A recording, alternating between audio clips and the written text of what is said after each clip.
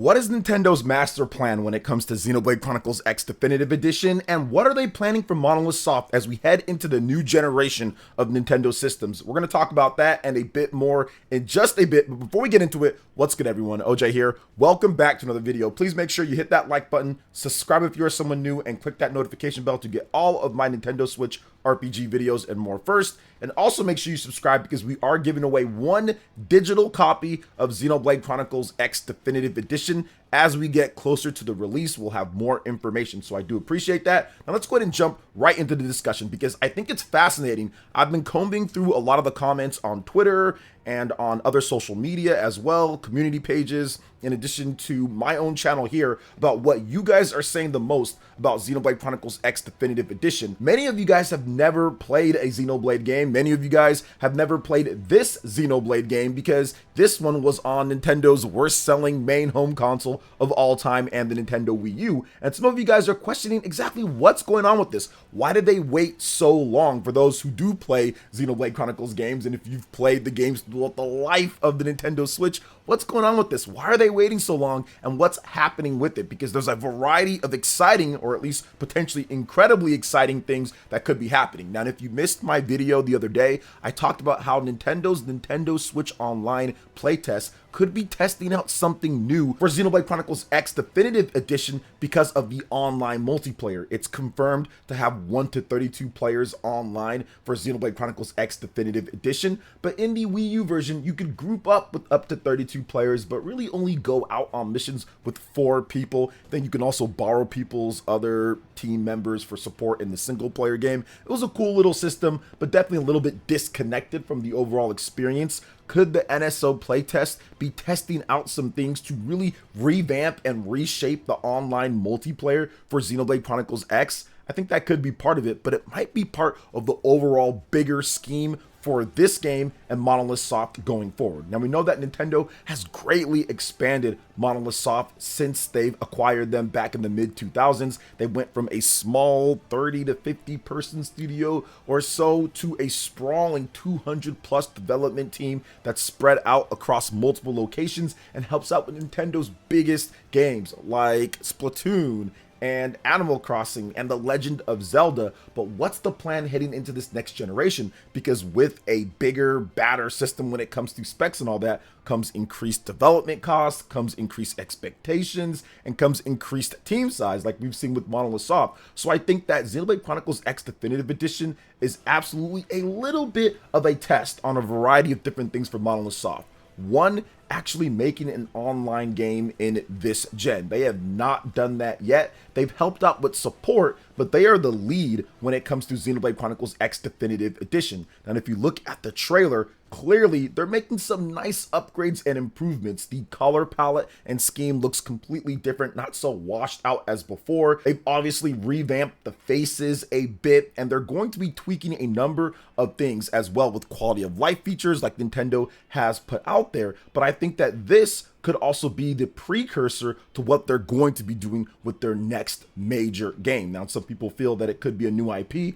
I don't think it's that. I do think that it's going to be a new gameplay style within the Xenoblade universe. So Xeno whatever, or Xenoblade something else. So I do think that it's going to be a continuation of everything that they've learned so far, but then also adding on top of that. And could Xenoblade Chronicles X Definitive Edition, with the new NSO online playtest, the new NPLN servers that were implemented back in 2021, and Monolith Soft just becoming bigger as a team, kind of foreshadow what they're going to be doing and the master plan for them? I think so. I think that Xenoblade Chronicles X Definitive Edition is a way to test what they can do with a huge multiplayer game, or at least a multiplayer game, because all the games that they've made this generation on the Nintendo Switch have all been single players. So getting them up to speed on, hey, let's try something multiplayer, let's see what we can do with it, and if we can expand what we're doing with the online, that could bleed into what they're doing next. So I think that's part of the master plan for them.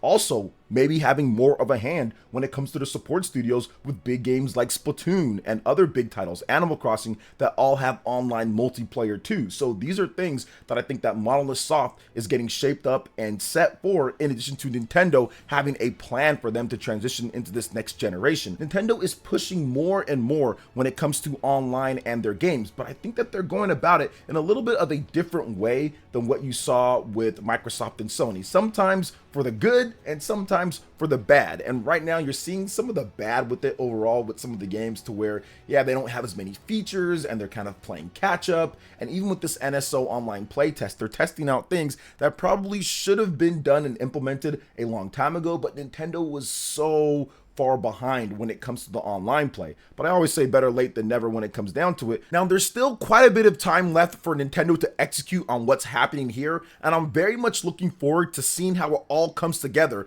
I think things are going to be a bit more surprising overall than maybe what we're expecting with Monolith Soft and their ambition for the next game. But I truly believe that everything that Monolith Soft has done up until this point when it comes to all their support on other games like Splatoon and like Zelda and all that, and with Xenoblade Chronicles X Definitive Edition, bringing back the online play aspect to everything, when Monolith Soft hasn't done that when it comes to a main game that they've developed in quite some time, is all part of the process and the plan as they really gear up towards what's coming next. So I think it's going to be a very interesting Switch successor / next generation for Monolith Soft, and I think fans are going to be absolutely delighted with what they bring to the table with Xenoblade Chronicles X Definitive Edition and all the stuff that they work on in the future. Now let's go ahead and jump into the next topic here, because I wanted to get into Metroid a bit. So the Metroid franchise is in its best state that it's been in probably ever overall. Nintendo's released not a ton of Metroid games over the years, but there's been a good amount. And if you combine Metroid Dread sales and Metroid Prime remastered numbers from what Nintendo showed,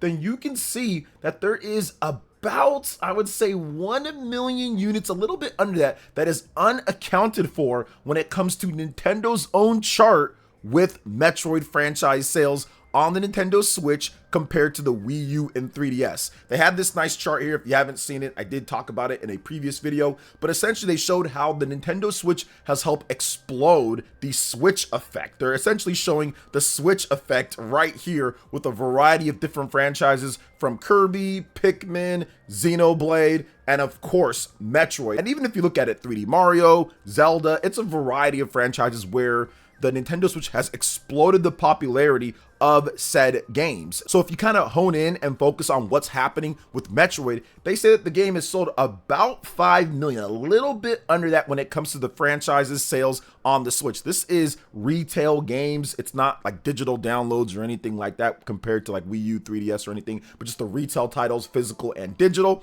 And there's about, like I said, about 1 million units unaccounted for, a little bit under that. So where did all of those sales go, and what does that mean for Metroid going forward? Well, we're right in the midst of almost getting Metroid Prime 4. That's coming. Metroid Prime 4 Beyond will be a 2025 game. I'm pretty sure Nintendo will have more information for us early next year on that, or maybe we even get something before the end of the year, little tease talking about Metroid Prime 4 Beyond, giving us a little bit more information, but I'm guessing they're going to wait till 2025 because that has next generation or cross-generation implications when it comes down to what they're going to do with the game, but you never know, they might just release it, but it's definitely coming on the Nintendo Switch. Metroid Dread is another interesting case because, yes, that game has sold over 3 million units from what we understand at this point, but I actually think it did a bit better than that based off of what Nintendo has here on this chart. And I've seen some spikes on the eShop every now and then, even on Amazon sales, and I do think that that unaccounted about million or so that Nintendo has here for Metroid games on the Nintendo Switch, I think a good portion of those are for Metroid Dread. Now, we don't have the actual split or breakdown of it. It could be that Metroid Prime Remaster took a little bit more of those, but I'm guessing that a few 100,000 plus of those unaccounted sales that Nintendo has not divvied up to one or the other based off of their last reporting of these sales numbers, I would say a good portion of that probably went to Metroid Dread, which is absolutely a good thing going forward for the franchise in the future. Now, there are rumors that Mercury Steam has started development on another 2D Metroid game, and I would expect that to be absolutely true because Metroid Dread did so well. So I'm expecting Mercury Steam to come out with something. Now, when that game is going to be announced or when that's going to happen, I'm not sure about that, but the reception, the fact that Metroid Dread was nominated for Game of the Year at the Game Awards back in 2021, it won Action Adventure Game of the Year, Action Game of the Year. There are so many good things that you can build upon when it comes to that 2D engine that they've got there for Metroid Dread and building on stronger hardware. And Mercury Steam has shown that they are more than capable in creating an incredible experience. So I do expect the Metroid 2D experience to coincide with what they're doing with Metroid Prime 4. Now, the big thing going forward for the series is how well does Metroid Prime 4 Beyond do? Is it something that truly racks up the sales and racks up the good review scores? I think that it has a very good chance to do that. But if you look at the mainline Metroid Prime games, Metroid Prime 1, Metroid Prime 2,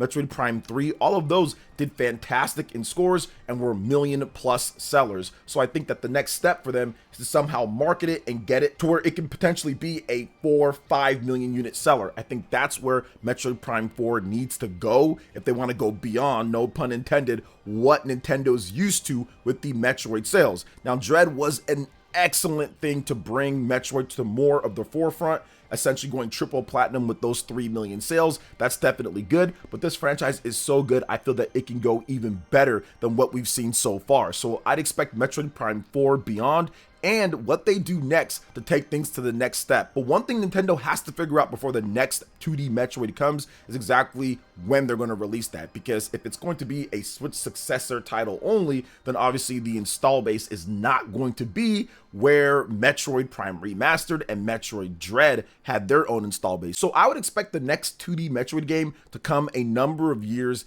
into the Switch successor life. And of course, Metroid Prime 4 Beyond can be positioned as a Nintendo Switch title where it has that massive 140 million plus install base to sell to, but then also be looked at as an upgrade or a reason to get the Nintendo Switch 2 or Nintendo Switch successor, because there will be some nice updates and it'll play better on that system. And I think that would be a pretty cool thing to do overall. I think it would help with sales. We've seen it before from Nintendo when it comes to cross-generation or cross-platform type of games. They've done it with games like The Legend of Zelda Twilight Princess. They've also done it with The Legend of Zelda Breath of the Wild. So I expect them to do something like that, maybe with Metroid Prime 4, but I do expect them to potentially have a better backwards compatibility system, potentially even updates or patches to make games run better. I think it's not necessarily going to be exactly like how they had it before, but we're going to have to wait and see on that. I don't know the technology. I don't know how they're planning to do backwards compatibility, but I'd guess it'd have some type of system like that, or like PlayStation 5, to where you can get games that just play exactly the same on the PS5 if you're playing a PS4 game, or you get games that get patches to run better as well. You just download the patch. Some games just play a little bit better, or even the company themselves remastering or re-putting time into the games to make them play better on that system, like we saw with Horizon Zero Dawn on the PlayStation 5. So what do you guys think overall with everything that we discussed here with Xenoblade Chronicles X Definitive Edition and Metroid going forward in the future? Let me know in the comment section below. All right, guys, that wraps it up for this video here. Thank you so much for watching. I do appreciate it. Please make sure you hit that like button, subscribe if you're someone new, click that notification bell, and check out my other Nintendo Switch RPG content and more right here on screen. Thanks for watching. We'll catch you guys for the next one. Peace.